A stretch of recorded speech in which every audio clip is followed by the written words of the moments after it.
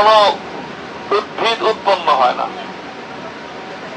কোনো ভালো ফলন তো দূরের কথা, ঘাসও উৎপন্ন হয় না। যাই হোক, এরপর আল্লাহ পাক রব্বুল আলামিন কুদরতের মাধ্যমে, তার এক মহা পরিকল্পনার মাধ্যমে খলিলুল্লাহ ইব্রাহিম আলাইহিস সালাতু ওয়াস সালামকে আল্লাহ নির্দেশ দিলেন সদ্য প্রসূত সন্তান সহ তার মাকে এখানে এক পরবাসে এখানে তাকে রেখে যাওয়ার জন্য তিনি রেখে গেলেন। তারপরে কুদরতের মাধ্যমে শিশু সন্তান ইসমাইল আলাইহিস সালাতু ওয়াস সালামের জীবন ওষ্ঠাগত অবস্থায় আল্লাহ পাক জমজমের কূপের ব্যবস্থা করে দিলেন। তারপরে সেই জমজমের কূপকে কেন্দ্র করে এখানে একটা গোত্র বনু জুরহুম, তারা এখানে এসে বসতি স্থাপন করলো। একটা ছোট্ট গোত্র এখানে থাকতো। সেই সময়ে আল্লাহ পাক রব্বুল আলামিন হযরত ইব্রাহিম আলাইহিস সালামকে নির্দেশ দিলেন, তুমি এখানে আমার ঘর বানাও। বাইতুল্লাহ শরীফ ইব্রাহিম আলাইহিস সালাতু ওয়াস সালাম নির্মাণ করলেন তার সন্তানকে নিয়ে, ইসমাইল আলাইহিস সালামকে নিয়ে। যখন ঘর নির্মাণ হয়ে গেল, আল্লাহ তখন ইব্রাহিম আলাইহিস সালামকে নির্দেশ দিলেন, وأذن في الناس بالحج يأتوك رجالا وعلى كل ضامر يأتين من كل فج عميق। তুমি এখানে এই ঘরে মানুষকে আসার জন্য দাওয়াত দাও, আজান দাও। ইব্রাহিম আলাইহিস সালাম স্বাভাবিকভাবেই তার মধ্যে কৌতূহল ছিল যে এখানে কারে আজান দেব, মানুষ নাই, জন নাই, পাহাড় ঘোরা একটা জায়গা, এখানে এই ঘরের জিয়ারতের জন্য, হজের জন্য আসার দাওয়াত কাকে দেব? আল্লাহ বললেন, তুমি দাওয়াত দাও, তুমি দাওয়াত দেওয়া তোমার কাজ, আর এই দাওয়াত সারা দুনিয়ার প্রতিটি প্রান্তে প্রান্তে মানুষের কানে পৌঁছায় দেওয়া আমার কাজ। ইব্রাহিম আলাইহিস সালাতু ওয়াস সালাম সেই বাইতুল্লাহ নির্মাণের পরপরই একটা আজান দিলেন। সেই আজানটা নামাজের আজান না, সেই আজানটা ছিল ওয়াজ্জিন ফিন নাসি বিল হাজ্জি, হজে আসার আজান। এটাই হলো আল্লাহর পক্ষ থেকে আল্লাহর অত্যন্ত প্রিয়তম ব্যক্তিত্ব, যাকে আল্লাহ খলিল নামে উপাধি দিয়েছেন। আল্লাহর প্রিয়তম ব্যক্তি ইব্রাহিম আলাইহিস সালাতু ওয়াস সালামের মাধ্যমে আল্লাহ রাব্বুল আলামিন তার ঘর জিয়ারত করার জন্য আল্লাহর বাড়িতে, আল্লাহর পৃথিবীতে আল্লাহর সবচেয়ে প্রত্যক্ষ যে ঠিকানা, সেটা হলো বাইতুল্লাহ, কাবা শরীফ। এখানে আসার জন্য সারা দুনিয়ার মানুষকে দাওয়াত দেওয়া হলো, আমন্ত্রণ জানানো হলো। সে আমন্ত্রণ পৃথিবীর প্রতিটি জনপদে পৌঁছে গেল।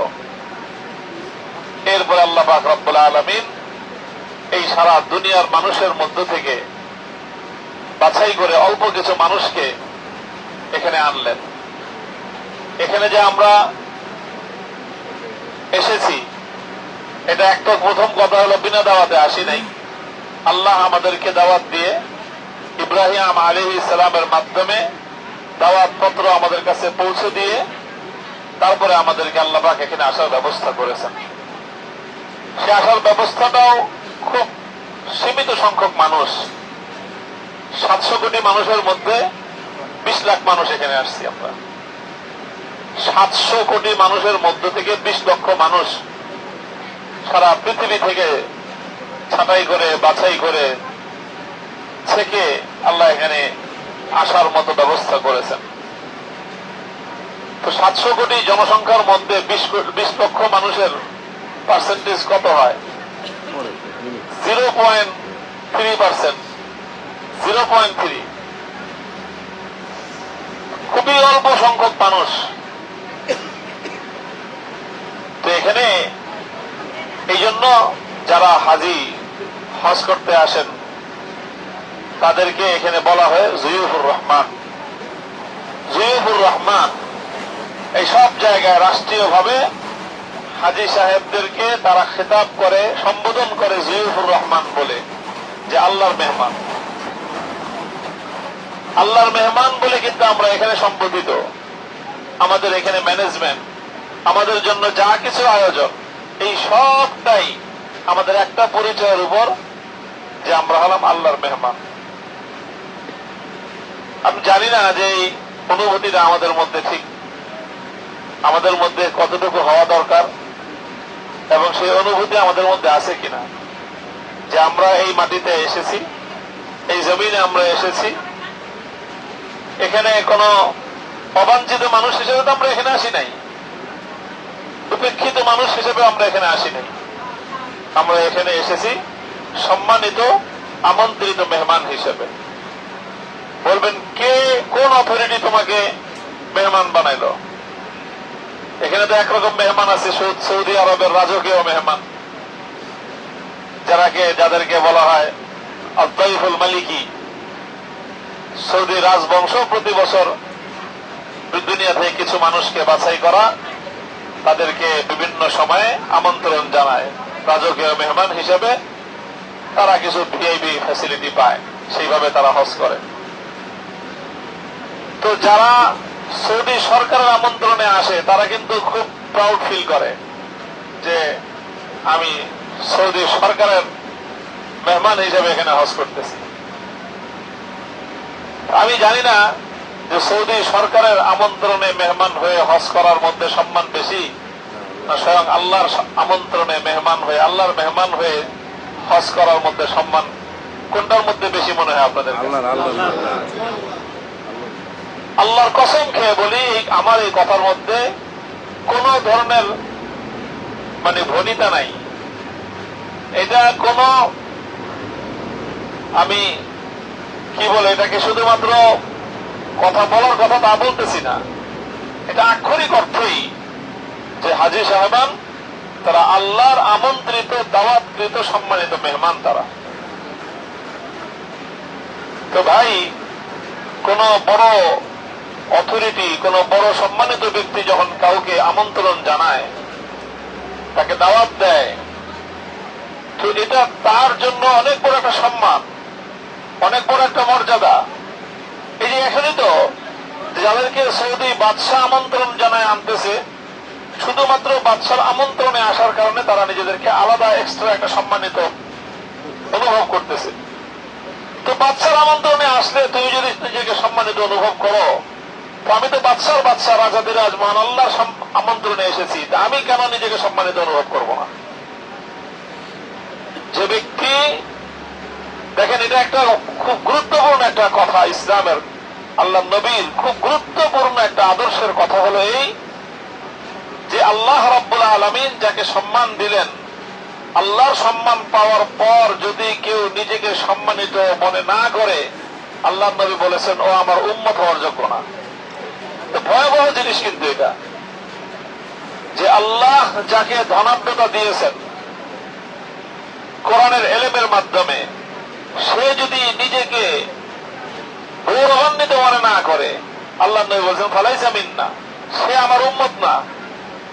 সেই হিসেবে বলা যায় যে আল্লাহ যাদেরকে সম্মান দিলেন, হজের ইহরাম পরার তৌফিক দিয়েছেন, তারপরে ইমিগ্রেশন ক্রস করে যে কোনো উপায়ে আল্লাহর ঘরের শহর বাইতুল্লাহ নগর হজের মৌসুমে মক্কায় আসার তৌফিক দিয়েছেন, এতে সন্দেহের কোনো অবকাশ নাই যে আল্লাহ পাক রব্বুল আলামিনের বিশেষ সম্মানিত মেহমানের তালিকায় আমরা আছি। কাজেই প্রথম কথা হলো এই যে আল্লাহ আমাকে সম্মানিত করলেন, আল্লাহ সম্মান দিলেন, সেই সম্মান পাওয়ার পর যদি আমি নিজেকে সম্মানিত অনুভব না করি, তাহলে এটা আল্লাহর দেওয়া সম্মানকে উপেক্ষা করা হয়, অমর্যাদা করা হয়। এর চেয়ে বড় কপালে আর কিছুই হতে পারে না। তো এটা আমার প্রথম কথা, যে আল্লাহ আমাদেরকে সম্মানিত করেছেন। কাজে আমরা প্রথম এইটা গৌরব অনুভব করব, সম্মানিত অনুভব করব যে আল্লাহ তুমি তোমার 700 কোটি বান্দার মধ্য থেকে 0.3% বান্দাকে এই বিশেষ আমন্ত্রণের মাধ্যমে তুমি এখানে এনেছো, আর সেই বাছাইকৃত ছোট্ট একটা দলের মধ্যে তুমি আমার মতো একজন অযোগ্য মানুষকে তুমি অন্তর্ভুক্ত করেছো। আল্লাহ, আমি তোমার এই নেয়ামতের শুকরিয়া কিভাবে আদায় করব? এটা সম্ভব না আমার দ্বারা শুকরিয়া আদায় করা। তাহলে কি করব? চেষ্টা করা চাই যে আল্লাহ যে আমাকে সম্মানিত করলেন, এই সম্মানের মর্যাদাটুকু যেন আমরা রক্ষা করতে পারি। দেখেন, একজন সম্মানিত মানুষ যদি কাউকে দাওয়াত দিয়ে নিজের বাড়িতে আনে, মেজবানের যেরকম দায়িত্ব থাকে মেহমানের সম্মান রক্ষা করা, মেহমানের কি কোনো দায়িত্ব থাকে না যে মেজবানের সম্মান রক্ষা করব? বলেন। মেজবান যে নাকি দাওয়াত দিয়ে আনলো, সে দাওয়াত দিয়ে সম্মানিত মানুষদেরকে ডেকে এনে রাস্তার মধ্যে লাইন করে দাঁড় করা রেখে এক প্যাকেট করে খাবার দিয়ে দিলে যে আপনারা চলে যান, কিরকম মনে করবেন আপনারা? যে আপনাকে আমি দাওয়াত দিলাম যে হাজী সাহেব যারা আসছিলেন এবার হজ করছি, বাড়িতে গিয়ে মামুনুল হক সাহেব আপনাদের সবাইকে দাওয়াত দিলাম আমার বাড়িতে একদিন খাবেন। তারপরে সবাই আমার বাড়িতে গেলেন, আমি বললাম রাস্তায় লাইন ধরেন, তারপরে সবাই আমি এক প্যাকেট দিয়ে দিলাম যে যান খাবার নিয়ে চলে যান। কিরকম লাগবে আপনাদের? খুব কষ্ট লাগবে যে হুজুর এইরকম একটা কাজ করলেন, আপনারা কি আমার দাওয়াত চাইছিলাম? আপনার দাওয়াত দিয়ে না, বাড়িতে এনে এভাবে অপমান করলেন আমাকে। তো মেহমানকে সম্মান দেওয়া, মান কানা ইউমিনু বিল্লাহি ওয়াল ইয়াউমিল আখির ফালইউকরিম দাইফা। আল্লাহর নবী বলেছেন যে আল্লাহকে বিশ্বাস করে, আখিরাতকে বিশ্বাস করে, সে যেন তার মেহমানকে সম্মান করে, সে যেন তার মেহমানকে সম্মান করে। আচ্ছা, মেহমানকে সম্মান করা যেরকম মেজবানের দায়িত্ব, তদ্রূপ মেজবানের সম্মানের মর্যাদা রক্ষা করা এটা কি মেহমানের দায়িত্ব না? এটা মেহমানের আরো বড় দায়িত্ব, আরো বড় দায়িত্ব। আমি আপনাকে দাওয়াত দিয়ে সম্মান দিয়ে আমার বাড়িতে নিয়ে গেলাম, আমি আমার সামর্থ্যের আলোকে আপনাকে আপ্যায়নের ব্যবস্থা করলাম। আমার তো কিছু ভুল ত্রুটি থাকতেই পারে মানুষ হিসেবে, খাবার হয়তো একটু স্বাদ হয় নাই, অথবা পরিবেশনে একটু ত্রুটি হয়েছে। এখন আপনি যদি আমার ওই অনুষ্ঠানের মধ্যে হট্টগোল শুরু করেন, আপনি যদি আমার খাবারের কোয়ালিটি নিয়ে সেখানে পুরো মজমার মধ্যে আপনি যদি আমাকে প্রশ্নবিদ্ধ করেন যে হুজুর দাওয়াত দিয়ে সমস্ত খাওয়াইতে ডাকছেন আমাদেরকে, এইভাবে যদি আপনি আমাকে সমস্ত মানুষের সামনে প্রশ্নবিদ্ধ করেন, তাহলে এটা কি মেজবান হিসেবে আমি আপনার কাছ থেকে প্রাপ্য সম্মানটুকু পাইলাম? তো এই জন্য এই অনুভূতিটা খুব ভালোভাবে থাকা দরকার যে এই হজের সফরটা আল্লাহর সাথে বান্দার এরকম একটা সম্পর্ক যে এরা হলো জুয়ুফুর রহমান, আল্লাহর মেহমান। আমরা, আল্লাহ আমাদেরকে সম্মানিত করেছেন তার এই শহরে আমাদেরকে এনে, এখন আমাদের কাজ হলো যে আল্লাহর মেহমান হিসেবে আমরা এসেছি, সে আল্লাহর তিনি মেজবান, আমাদের তার সম্মান তার মর্যাদা রক্ষা করাটা এটা আমাদের দায়িত্ব এবং কর্তব্য। এখন দেখেন, মেহমান যখন কাউকে দাওয়াত দিয়ে আনে, তো মেজবান তো একজন, মেজবান তো একজন। মেহমান মনে করেন আর একটা অনুষ্ঠানে, বিয়ের অনুষ্ঠান, অলিমার অনুষ্ঠান, অথবা যে কোনো আপনার সেরেমনি অথবা অন্য কোনো রিসেপশনে আপনি 1000 লোক দাওয়াত দিচ্ছেন, 1000 লোক সকলকেই আপনাকে অভ্যর্থনা জানানো, রিসিপশন করা বাড়িওয়ালার পক্ষে সম্ভব? 1000 লোক আসতেছে পর্যায়ক্রমে, 1000 লোককে এখানে অভ্যর্থনা জানানোর জন্য নানা রকম ব্যবস্থা থাকবে। কি ব্যবস্থা? প্রথমেই বাড়ির পাশে নিচে মেইন গেটে দারোয়ান থাকবে, প্রথম অভ্যর্থনার দারোয়ান জানাবে যে আসেন এই বাড়ি, আপনার গাড়ি নিয়ে আসছেন, আপনার গাড়িটা পার্কিং করাইতে হবে কোথায়? এটা কি বাড়ির মালিক দেখা দিবে? কে দেখা দিবে? বাড়ির ড্রাইভার যে থাকবে যে গাড়িটা এখানে পার্ক করেন। তো প্রথমে রিসিপশন করলো দারোয়ান, তারপরে করলো ড্রাইভার, তারপর আপনি গাড়ি থেকে নেমে আপনাকে ড্রয়িং রুমে নিয়ে যাবে। কে নিয়ে যাবে? যিনি মেজবান, সকলকে দাওয়াত দিয়ে যিনি আপনাকে একত্রিত করছেন, তিনি কি এসে পার্কিং এ দাঁড়া থাকবেন? তিনি পার্কিং এ দাঁড়া থাকবেন না, ওখানে আরেকজন লোক থাকবে, তার কোনো কর্মচারী, কোনো কর্মকর্তা অথবা তার কোনো সন্তান, আপনজন কেউ থাকবে একজন, সে আপনাকে ওখান থেকে অভ্যর্থনা জানিয়ে আপনাকে ড্রয়িং রুমে নিয়ে যাবে। তখন আপনি মূল মেজবানের সাথে আপনার সাক্ষাৎ হবে। এখন যদি ওই দারোয়ান কোনো ভুল করে, অথবা ড্রাইভার পার্কিং করার সময় আপনার সম্মান রক্ষা করতে পারে নাই, কোন ধরনের ভুল অসৌজন্য আচরণ তার দ্বারা হয়ে গেছে, অথবা যে কর্মচারী আপনাকে সেখান থেকে ওয়েলকাম জানিয়ে ড্রয়িং রুমে নিয়ে যাওয়ার কথা, তার দ্বারা কিছু ত্রুটি হয়ে গেছে, বাস আপনি এখন সেখানে একটা হট্টগোল তৈরি করে দিলেন, হট্টগোল শুরু করে দিলেন। এবার বলেন, মেহমান যখন দেখবে যে কি ব্যাপার, নিচতলায় এত গন্ডগোল হইতেছে কেন, আইসা দেখেন যে আপনি একজন, সব মানুষজন জবাব হয়ে ফেলছে যে আমাদেরকে দাওয়াত দিয়ে এইভাবে অপমান করতেছেন, আপনার এইভাবে অসম্মান করা হচ্ছে, আমি উপরে যাব না, আমি বের হয়ে গেলাম। ভাই, কথাগুলো আমি বলতেছি একটা ফুল একটা প্যাকেজ, যেগুলো আমরা আমাদের সোশ্যাল লাইফে আমরা মেনটেন করে থাকি, যে সকল ন্যূনতম সৌজন্যতা গুলো, এখানে আমরা আল্লাহ পাক রব্বুল আলামিনের সাথে আমাদের সেই সৌজন্যতাটুকু আমরা রক্ষা করতে পারছি কিনা আত্মজিজ্ঞাসার দরকার, খুব বেশি প্রয়োজন। এখানে আমাদের আমন্ত্রণকারী সৌদি বাদশা নয়, এখানে আমন্ত্রণকারী এখানকার হজ ম্যানেজমেন্ট নয়, এখানে আমন্ত্রণকারী আমাদের যারা বাবুর দায়িত্বে ওয়াল্লিম তারাও নয়, আমন্ত্রণকারী আমাদের গ্রুপ লিডার বা যাদের মাধ্যমে আমি এসেছি তারাও নয়। এখানে সরাসরি আমার সাথে, বান্দার সাথে ডিরেক্ট আল্লাহ সম্পর্ক। এখানে আল্লাহ আমার মেজবান আর আমি আল্লাহর মেহমান। আর মধ্যখান থেকে সৌদি বাদশা থেকে নিয়ে শুরু করে আমার মুআল্লিম পর্যন্ত যা আছে সব হলো আল্লাহর কর্মচারী। তারা সব আল্লাহর কর্মচারী। তাদের ভুল হতে পারে, তাদের ত্রুটি হতে পারে, তাদের মিসম্যানেজমেন্ট থাকতে পারে, অথবা তাদেরকে আল্লাহ পাক যেভাবে করতে বলছিলেন তারা তাদের নানা রকম সীমাবদ্ধতার কারণ ঠিক সেভাবে করতে পারে নাই।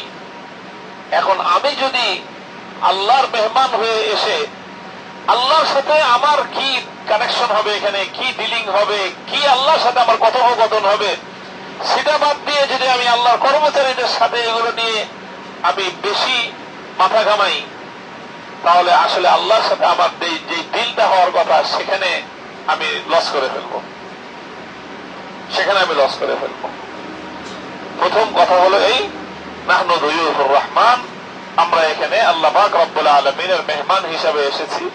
সুতরাং আল্লাহর মেহমান হওয়ার যে গৌরব, যে সম্মান, যে মর্যাদা, সেটা অনুভব করি এবং মেহমান হিসেবে মেজবানের যে সম্মান রক্ষা করা দরকার সেই সম্মানটুকু আমরা রক্ষা করবো ইনশাআল্লাহ। এখানে কোন ধরনের অভিযোগ থাকাটা, অভিযোগ দুই জায়গায় থাকে, একটা হলো অভিযোগ মনে থাকে, আর একটা হলো অভিযোগ মনের মধ্যে যেটা থাকে সেটা মুখে ব্যক্ত করা হয়। মুখে ব্যক্ত করাটা এটা বেশি অসৌজন্যমূলক।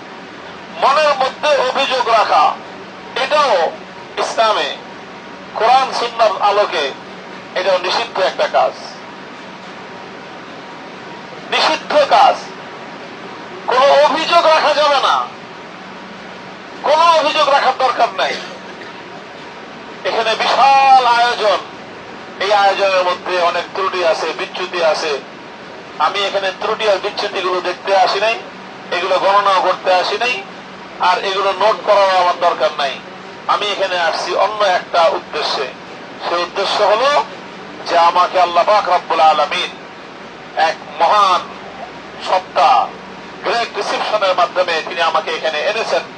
তার সাথে আমার একটা ডিল হবে, তার সাথে আমি এই 5 দিনে আল্লাহ পাক রব্বুল আলামিনের সাথে আমার জীবনের হিসাব নিকাশ নিয়ে একটা কথোপকথন হবে আল্লাহর সাথে।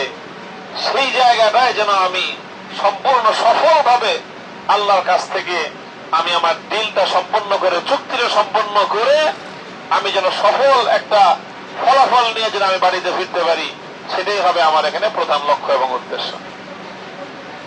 প্রধান লক্ষ্য এবং উদ্দেশ্য। আপনি জান না, যারা বড় বড় ব্যবসায়ীরা আছেন, দুনিয়ায় বড় বড় কোম্পানির সাথে ডিল করার জন্য বছরের পর বছর মেহনত করা হয়। যারা বড় বড় বাইরের কোম্পানিগুলোর সাথে ব্যবসা করেন তারা তো বুঝেন। ধরে নেন না, আপনার বাংলাদেশে একটা কোম্পানি স্যামসাং কোম্পানির সাথে আপনি একটা ডিল করবেন, তাকে যে কোনো একটা আপনার কোন একটা পার্টস, কোন একটা আপনার প্রোডাক্ট আপনি তার কাছে বিক্রি করতে চাচ্ছেন। স্যামসাং কোম্পানি যদি আপনার কাছ থেকে প্রোডাক্টটা নিয়ে নেয়, তো বুঝেন কত বড় একটা ডিল এটা। স্যামসাং কোম্পানি ওয়ার্ল্ড ওয়াইড যে একেবারে শীর্ষ কোম্পানিগুলোর মধ্যে একটা, আর বাংলাদেশের মধ্যে একটা রাষ্ট্রের একজন ব্যবসায়ী, আপনি সেই স্যামসাং কোম্পানির সাথে আপনি ডিল করতে চাচ্ছেন, তো সেই ডিলটা করা কি একদিনই হয়ে যায়? একদিনই সম্ভব? আপনি কোম্পানিকে কতদিন ধরে অফার করতেছেন, তার কাছে আপনার অফার লেটার পাঠাচ্ছেন, আপনি তার কাছে ইমেইল করতেছেন, করতে করতে করতে করতে অনেক বছরের পর বছর একটা যোগাযোগের পর এক সময় দেখা যাবে যে হ্যাঁ, সেই কোম্পানি আপনার অফারকে অ্যাকসেপ্ট করলো, সবকিছু দেখে তারপর একটা সময় আপনাকে বললো আচ্ছা ঠিক আছে, আপনি আমার হেড অফিসে আসেন। আপনাকে হেড অফিসে নিল, এরকম দুনিয়ার কয়েকটা দেশ থেকে কিছু গেস্ট, খুব সম্মানিত গেস্ট, তাদেরকে তারা তাদের হেড অফিসে ডাকলো 5 দিনের একটা ছোট্ট প্যাকেজে। 5 দিনের জন্য আপনি আসেন। এই 5 দিনে সেই কোম্পানির, স্যামসাং কোম্পানির হয়তো যে আপনার জেনারেল ম্যানেজার, তার সাথে আপনার সাক্ষাৎ হবে। এর পরে আগে পরে অনেকগুলো পর্ব থাকবে, সেই সব পর্বগুলো যেন সুন্দরভাবে সুসম্পন্ন হতে পারে এবং শেষ পর্যন্ত যেন মানে ম্যানেজিং ডিরেক্টরের সাথে আপনার সর্বশেষ যেন একটা চুক্তি স্বাক্ষরিত হতে পারে। আপনার লক্ষ্য থাকবে সেদিকে, আপনার টার্গেটটা থাকবে সেদিকে। আপনি যদি সেই দিকে মনোযোগ না দিয়ে, সেই দিকে যদি আপনি ফোকাস না করে, আপনি ওখানে এত বড় কোম্পানি কি খাওয়াইলো দুপুর বেলায়, কি খাওয়াইলো রাতের বেলায়, চেয়ারটা আমার ঠিক মতো পড়লো কিনা, এইসব নিয়ে যদি চিন্তা ভাবনা করতে থাকেন, আপনি মূল ফোকাস হারাবেন এবং আপনার দেখা যাবে যে আপনি সেই জায়গাটায় যথাযথভাবে ডিল করতে না পারার কারণে আপনার হয়তো চুক্তিটা সাইন নাও হতে পারে। বছরের পর বছর সাধনা করে যে একটা অপরচুনিটি তৈরি হয়েছিল, শেষ পর্যন্ত যদি আপনার এই সফরটা ব্যর্থ হয় এবং কোম্পানির সাথে যদি আপনার চুক্তিটা স্বাক্ষরিত না হয়, তাহলে কত বড় লস যে আপনার হবে সে আপনি বুঝতে পারেন। তো আল্লাহ পাক রব্বুল আলামিন 5 দিনের জন্য আমাদেরকে রয়্যাল গেস্ট হিসেবে এখানে আনছেন। আল্লাহর সাথে আমাদের একটা এগ্রিমেন্ট হবে, মান হাজ্জা লিল্লাহি ফালাম ইয়ারফুস ওয়ালাম ইয়াফসুক রাজা'a কায়াউমিন ওয়ালাদাতহু উম্মুহু। আল্লাহর সাথে আমাদের যে এগ্রিমেন্টটা হওয়ার কথা বলে আল্লাহ আমাদেরকে নিয়ে আসছে, সেই এগ্রিমেন্টটা হলো এই, আমরা এখানে এসে নিজেদের সর্বোচ্চটাকে আল্লাহর জন্য দেওয়ার প্রতিজ্ঞা করব এবং সেটার একটা প্রদর্শনী ঘটাবো। এর মাধ্যমে আল্লাহ আমাদের সাথে একটা চুক্তি করবেন।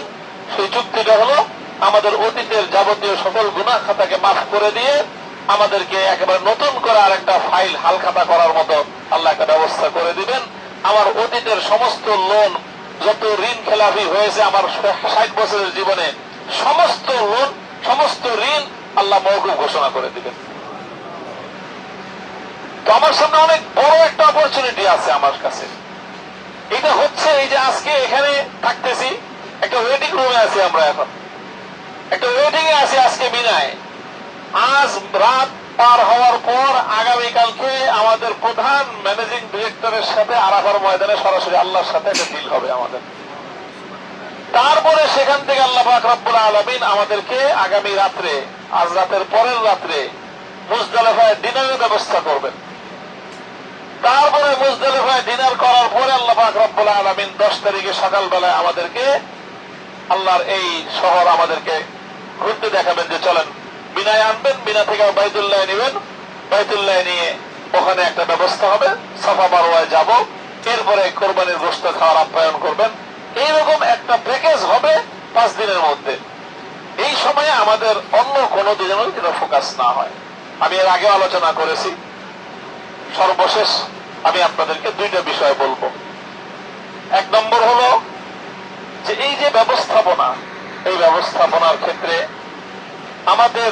আমরা বাংলাদেশের যারা মানুষ, বাংলাদেশে শুধু হাজী সাহেবান না, বাংলাদেশের যারা হজ ব্যবস্থাপনার সাথে যারা জড়িত আছে, শুধু হজ ব্যবস্থাপনার সাথে জড়িত দায়িত্বশীলরা নয়, বরং বাংলাদেশ গভর্নমেন্ট, বাংলাদেশের মতো রাষ্ট্রগুলোর সরকাররাও এই সৌদি গভর্নমেন্টের কাছে তাদের গুরুত্ব খুব কম, বাস্তবতাটা। কাজেই এইসব জায়গায় তারা এই ওভারঅল গড়পড়তার যে আয়োজনটা করে, আমরা বাংলাদেশি হাজিরা সেই গড়পড়তার আয়োজনের মধ্যে পড়ি আমরা। তারা তাদের মতো করে অনেক আয়োজন করে, তাদের অনেক আয়োজন হয়তো আমাদের বুঝে আসে না, এটার পিছনে তাদেরও অনেক যুক্তি থাকে। দেখা যাবে যে মিনায় আসি আমরা, এখানে মিনায় আমাদের থাকতে হবে 4 দিন, সব মানুষ একসাথে থাকতেছে। এখানে আপনার এই যে টয়লেট এবং হাম্মাম, গোসলখানা, এই সমস্ত অপর্যাপ্ততা আছে। আরাফার মাঠে গিয়ে দেখবেন সেখানে থাকা লাগবে শুধুমাত্র 1টা দিন, অথচ সেখানে এর চেয়ে ব্যবস্থাপনা আরো বেশি।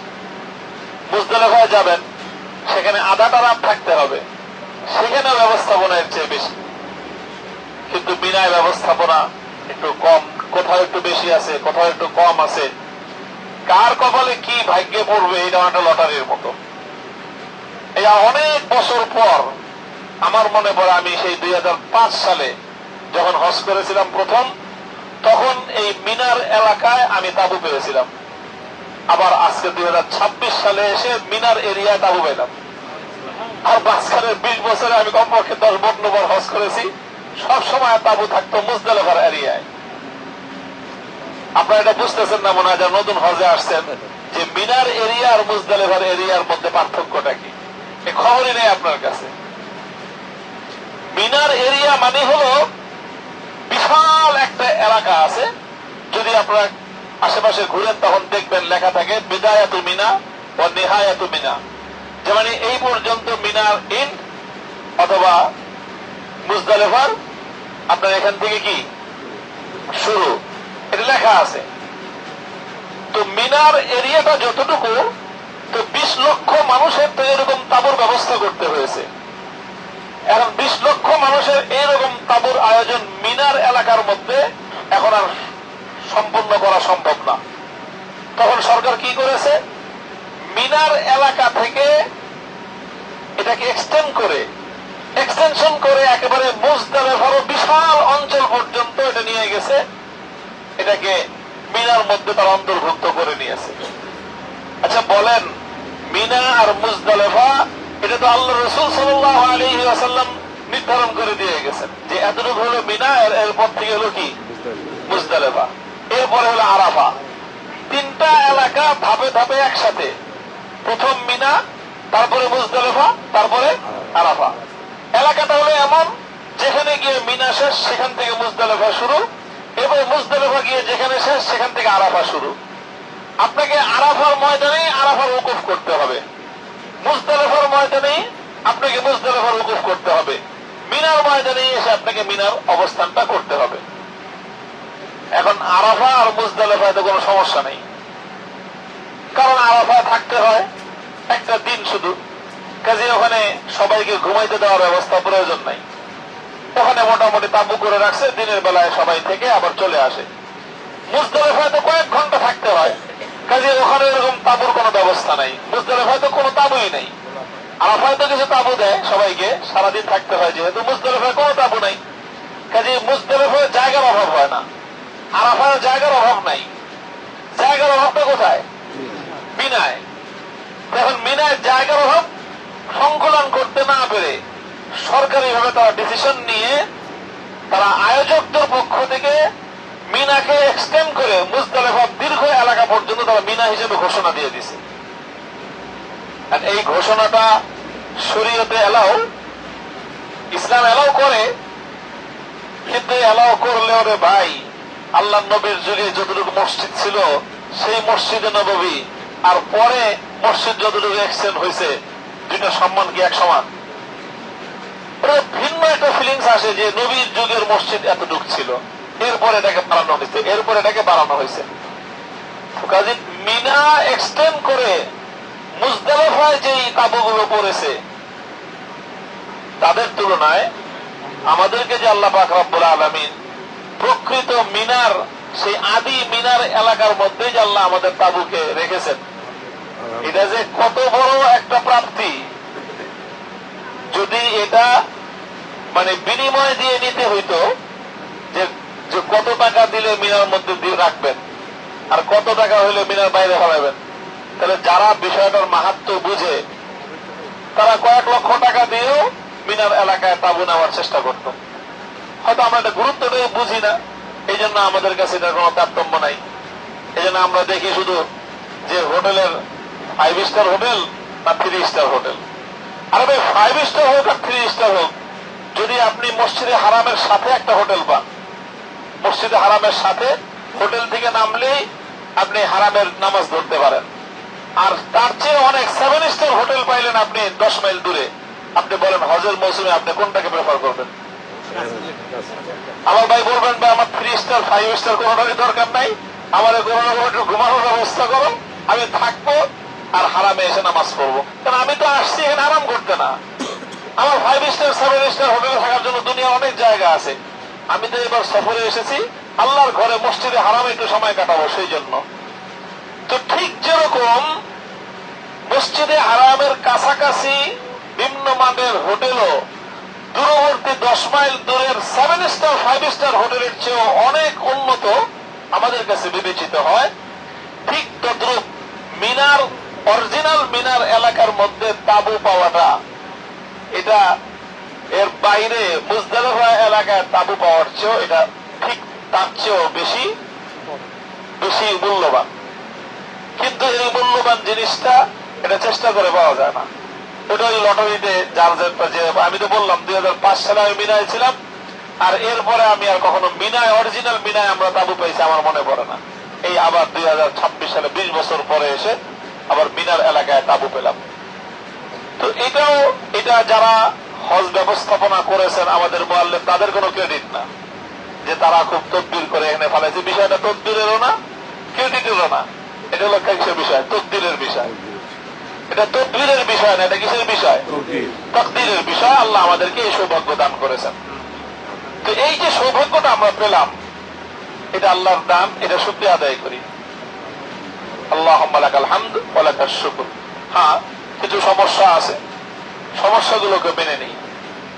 সমস্যাগুলোর মুখেও কোনো সমালোচনা করব না, মনের মধ্যেও কোনো অভিযোগ রাখবো না, বরং কিভাবে আমি এই জায়গাটুকুতে, এই সময়টুকুতে আমি কিভাবে আরো ভালোভাবে থাকতে পারি, ভালোভাবে সময়টুকু আমি কাটাতে পারি, নেক আমলের মধ্যে আমার যে মূল লক্ষ্য এবং উদ্দেশ্য, সেই লক্ষ্য উদ্দেশ্য থেকে যেন আমি বিচ্যুত না হয়ে যাই, সেটা যেন আমার হাতছাড়া না হয়ে যায়, সেই দিকে আমরা বিশেষভাবে মনোনিবেশ করি।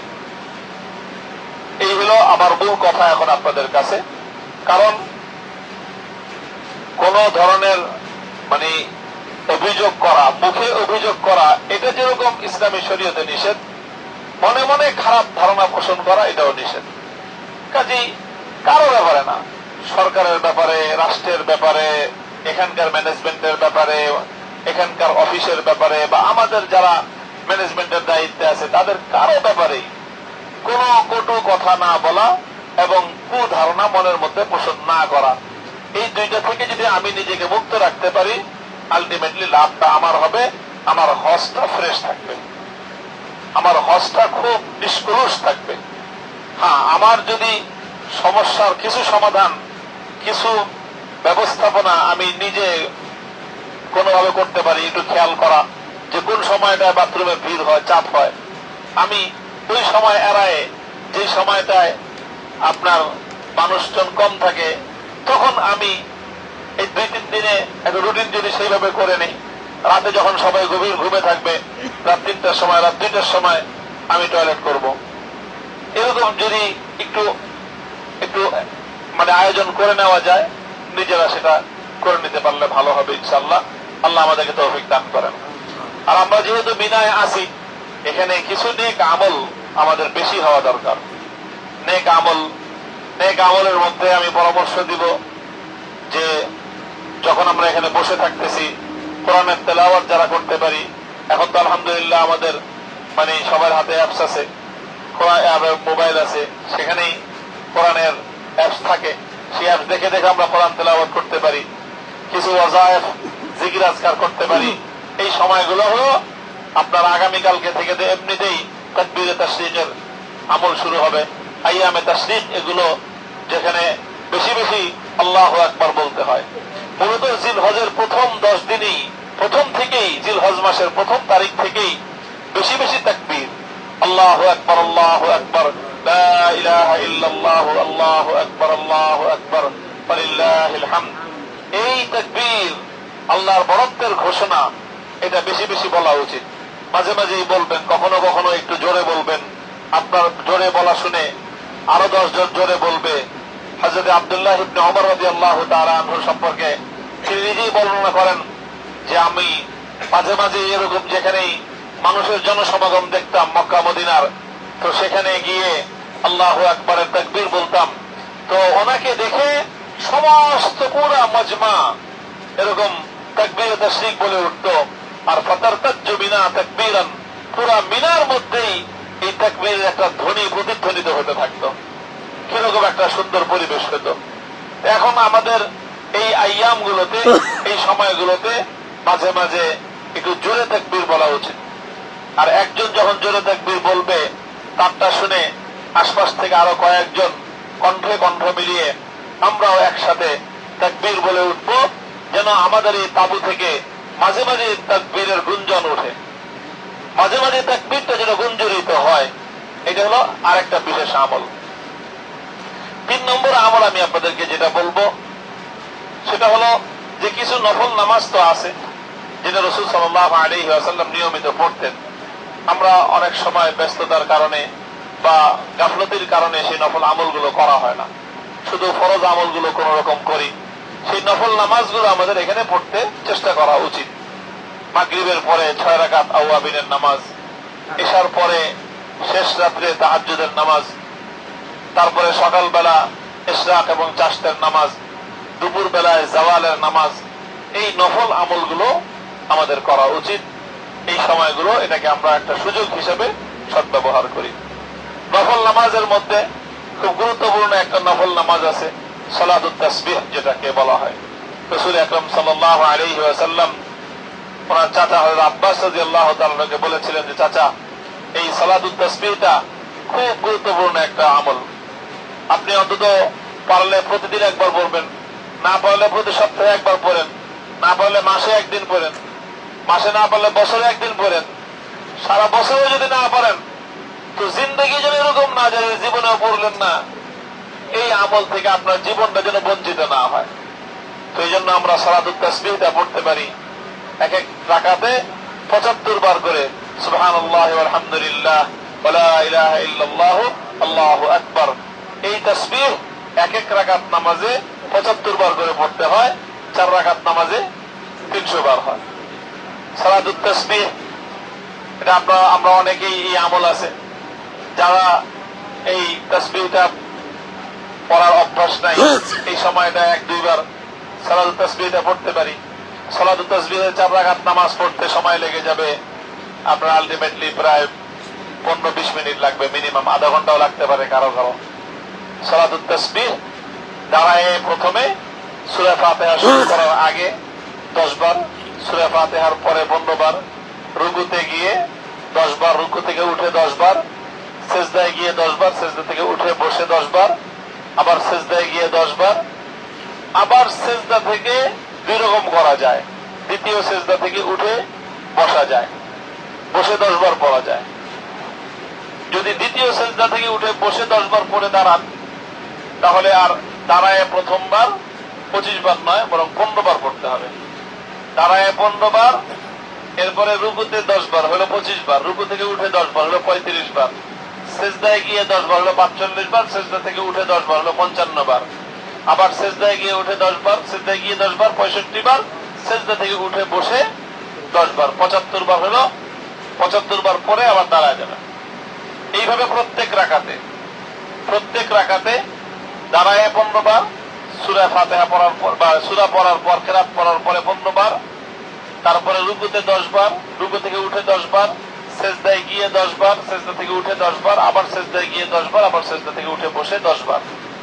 এইভাবে 75 বার করে 4 রাকাত নামাজে সালাতুত তাসবিহ যদি আদায় করা যায়, তাহলে এটা আমাদের আইয়ামে মিনায় এই সময় খুব গুরুত্বপূর্ণ আমাদের একটা অর্জন এবং একটা আমল হতে পারে। আমলের দ্বারা নিজেদের হজকে সুসজ্জিত করি, নিজেদের হজকে আমলের দ্বারা সুসজ্জিত করি। আর হজের মধ্যে নিজের জিহ্বা, নিজের জুবানটাকে খুব নিয়ন্ত্রণ করি। কারণ জিহ্বা সম্পর্কে আরবিতে একটা প্রবাদ আছে, জিরমুহু সগীরুন ওয়া জুরমুহু কাবীরুন, যে জিহ্বাটা এটা আকারে খুব ছোট কিন্তু এর অপরাধের ভয়াবহতা খুব মারাত্মক।